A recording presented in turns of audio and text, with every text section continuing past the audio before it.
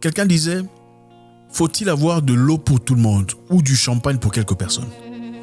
Faut-il avoir de l'eau pour tout le monde, de l'eau potable pour tout le monde, ou du champagne pour un groupe de personnes, pendant que les autres n'ont rien?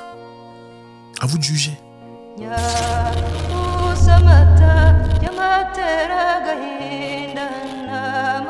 L'Afrique s'élèvera-t-elle un jour, chers amis? Je vous pose la question honnêtement.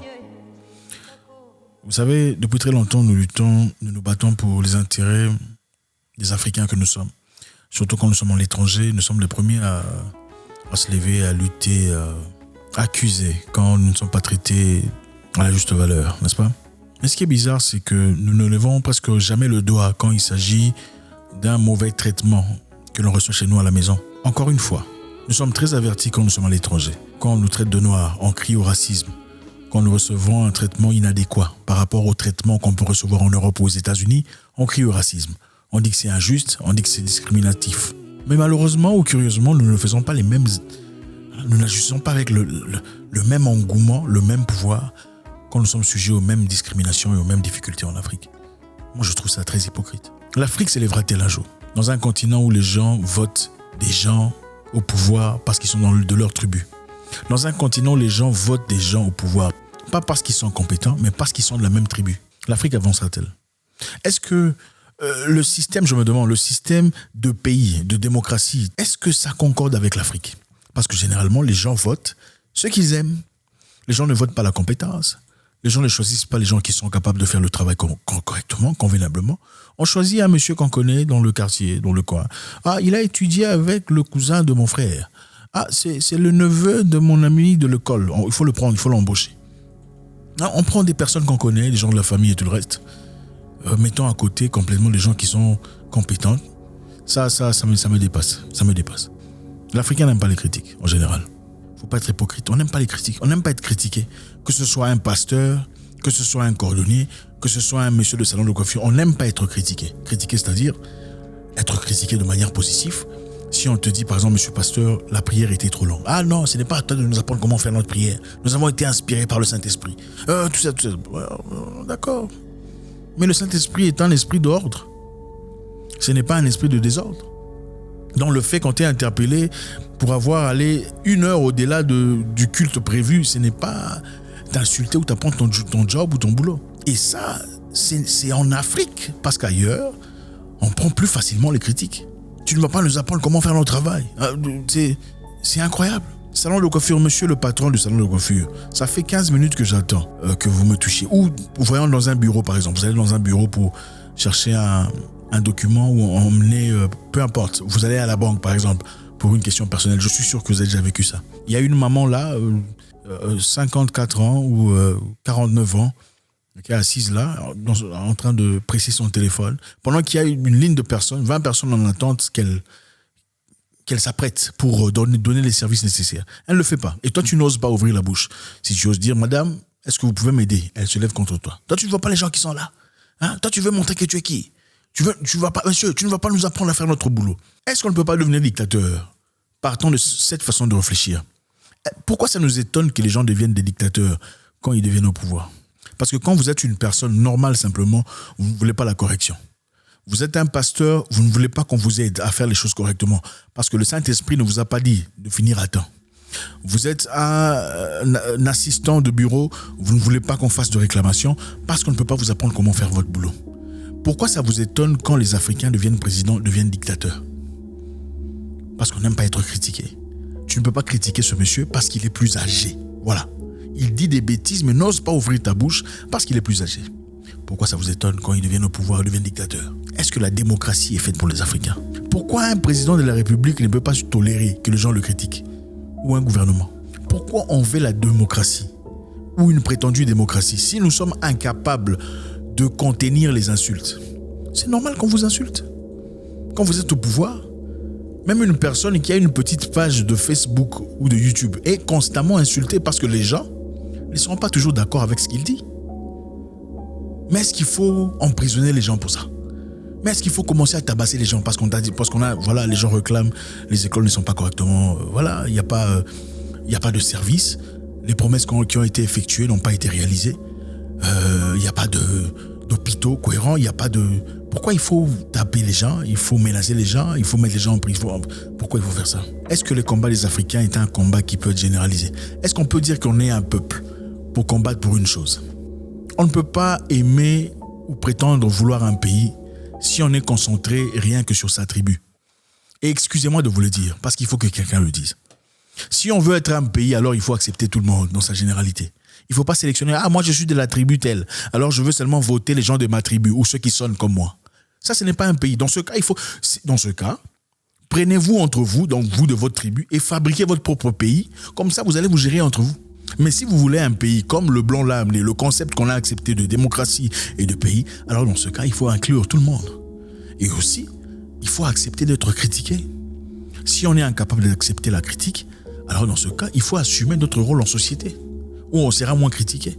On ne peut pas prétendre être sujet à une manipulation externe. Si on n'a pas le courage de regarder à l'intérieur, si on n'a pas le courage de regarder dans le miroir, dans une glace et se poser les vraies questions, est-ce qu'on est pur? Est-ce qu'on est vrai? Est-ce que nous sommes les bonnes personnes? Parce que moi, ça m'écoeure, ça me brise le cœur. Curieusement, l'Afrique, c'est le seul lieu où on ne peut pas critiquer ceux qui sont au pouvoir ou même son directeur. Comment ça se fait qu'ailleurs on peut même critiquer? Il y a même boîte à lettres, box de critique, là où vous pouvez aller critiquer ce qui ne marche pas, ce qui ne fonctionne pas au bureau. Il faut aller s'exprimer, emmener votre lettre et aller écrire, bon, je n'aime pas ça, je n'aime pas ça. Pourquoi? Dans les buts de rectifier et d'améliorer. C'est comme ça qu'on avance. On ne peut pas avancer pensant qu'on est parfait. On n'est pas parfait. Nul n'est parfait. Mais le respect doit demeurer. Surtout si vous voulez le respect au pouvoir, il faut respecter ceux qui sont plus vieux. Il y a dans des pays ici, on voit d'ailleurs, des pays où les dictatures sont vraies. Mais quand c'est une personne qui est vieille, qui fait du bruit, on ne la touche pas. Parce qu'on sait qu'elle est vieille. Emmanuel Macron, un jeune homme, un jeune président français, a reçu une gifle venant d'un citoyen. Pourquoi? Parce que d'après lui, Emmanuel Macron n'assumait pas les responsabilités qu'il fallait. Ce monsieur n'est pas mort. Il n'est pas mort. Et ça devrait encore une fois nous remettre en question sur le fait qui est méchant. Ce sont les Européens qui sont méchants ou c'est nous? Je ne sais pas. Parce qu'apparemment, nous sommes très gentils avec tout le monde. Sauf avec nous-mêmes. C'est avec nous-mêmes que nous sommes très forts. Avec un étranger, un ennemi étranger, on n'a pas de force. On est des faiblards face à des ennemis étrangers. Mais quand c'est un monsieur plus faible, clairement, quand c'est une vieille dame, quand c'est un monsieur comme toi, quand c'est un jeune homme comme toi, alors là, tu sors les muscles. Mais quand il faut sortir les muscles comme contre les étrangers ou contre les gens qui sont à la hauteur, il n'y a personne. Et on ne dit pas qu'il faut tolérer les gifles, ce n'est pas ça. Mais tout le monde doit être responsable de ses actes. Je pense que quand on a été choisi dans un gouvernement, il faut être à même de répondre à ce gouvernement. On ne peut pas fonder des nations sur base de tribalisme. On ne peut pas engager ou employer des gens seulement sur base de tribalisme. Ou parce que son nom, c'est comme mon nom. Ce n'est pas ça un pays. Dans ce cas, fabriquez votre propre pays entre vous-même. Comme ça, personne ne va vous déranger dans vos villages. Si vous voulez ce système présent des Blancs, ce système économique qui avance tout le monde, et surtout dans l'objectif d'évoluer en communauté, d'avoir le soutien de tout le monde, comme quand vous êtes en difficulté, alors dans ce cas, il faut inclure tout le monde. Dans ce cas, il ne faut plus regarder les gens pour leur origine. Dans ce cas, il ne faut pas nécessairement crucifier les gens parce qu'ils réfléchissent différemment de vous. C'est du désagrément que jaillit la vérité. C'est du désaccord que jaillit la vérité. C'est-à-dire, tu ne peux pas seulement aimer les gens qui réfléchissent comme toi pour dire qu'ils sont intelligents. Avez-vous remarqué ça? Que vous trouvez intelligents les gens qui réfléchissent comme vous. Hein? Il y a une personne que vous pouvez trouver très intelligent. À partir du moment qu'il sort une seule phrase qui ne va pas en accord avec ce que vous pensez qu'il n'est pas intelligent. Vous avez remarqué ça? Avez-vous remarqué que quand vous conduisez dans votre voiture, celui qui conduit plus lent que vous ne sait pas conduire et celui qui conduit plus vite que vous, c'est un fou. Donc c'est vous qui conduisez bien. Celui qui est plus lent ne sait pas conduire. Celui qui est plus rapide est fou.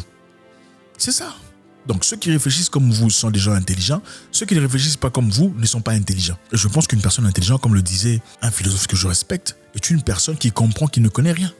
Il faut accepter la divergence d'idées. C'est de là que jaillit la vérité. Vous avez besoin des gens qui réfléchissent contrairement à ce que votre façon de voir la vie pour que vous avanciez. Quand une personne apporte une idée de construction ou de développement, Même s'il faut construire des hôpitaux pour des gens. Du moment que ça vient de l'autre parti, vous n'aimez pas ça. Du moment que la personne qui présente ses idées n'est pas une personne de votre façon de voir les choses, vous n'aimez pas son idée. Vous voulez bloquer ça. Hein? Une personne veut aider les veuves et les orphelins. Mais du moment que ce n'est pas une personne qui correspond à votre parti politique, vous voulez bloquer ça. On va où? Ça fait honte. C'est une honte. Il n'y a pas d'honneur à se retrouver dans ce milieu-là. Il n'y a pas d'honneur. Je pense qu'il arrive un moment où il faut s'asseoir et redevenir homme. Se détacher du religionalisme. L'Afrique n'ira nulle part aussi longtemps que l'Africain sera plongé dans l'amour démesuré des biens matériels. L'amour démesuré des biens matériels, oui. Le capitalisme frénétique. Malheureusement, les gens pensent que l'argent est tout.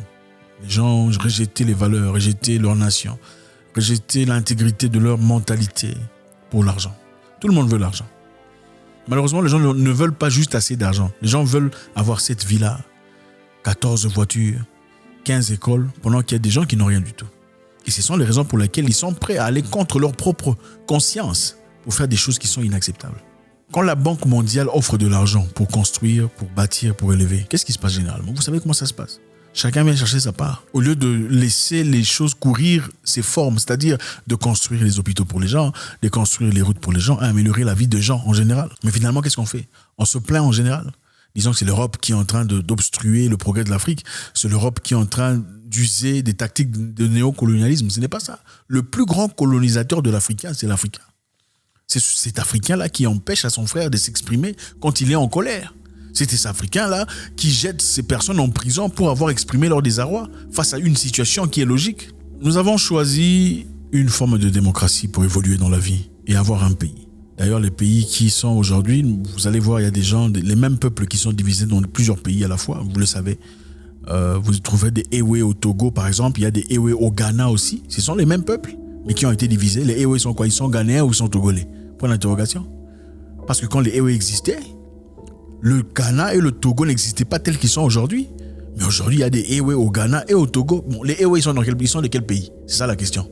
Il y a des Ewe partout. Donc, si on a fini par accepter cette forme de démocratie, cette forme d'existence, alors appliquons-nous convenablement. Aimez le pays plus que vous n'aimez votre tribu. Aimez d'abord votre pays. Quand vous aimez le pays plus que vous n'aimez votre tribu, vous serez tous à même de vous lever, même contre un président qui est mauvais pour le pays. Et ça vous permet à tous de progresser. Au lieu de le laisser, lui, se servir de vous en tant que tribaliste pour ses intérêts personnels.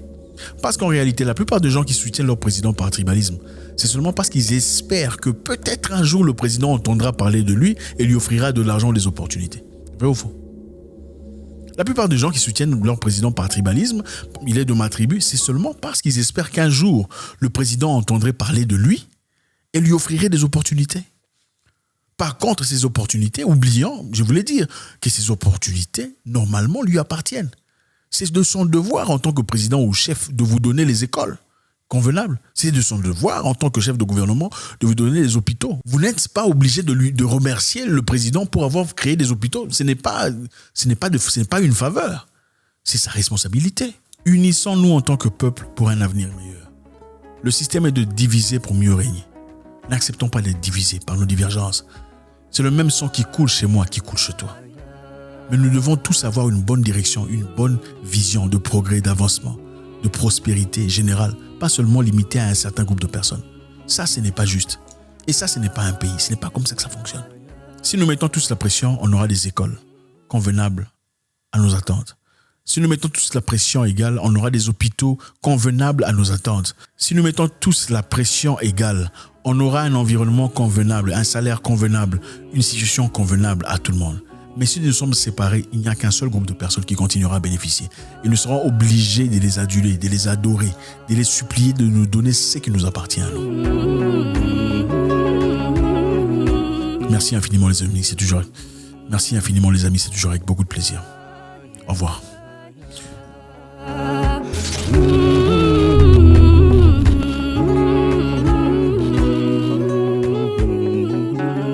Quand il y a beaucoup de gens qui veulent progresser, aidez tout le monde à avancer.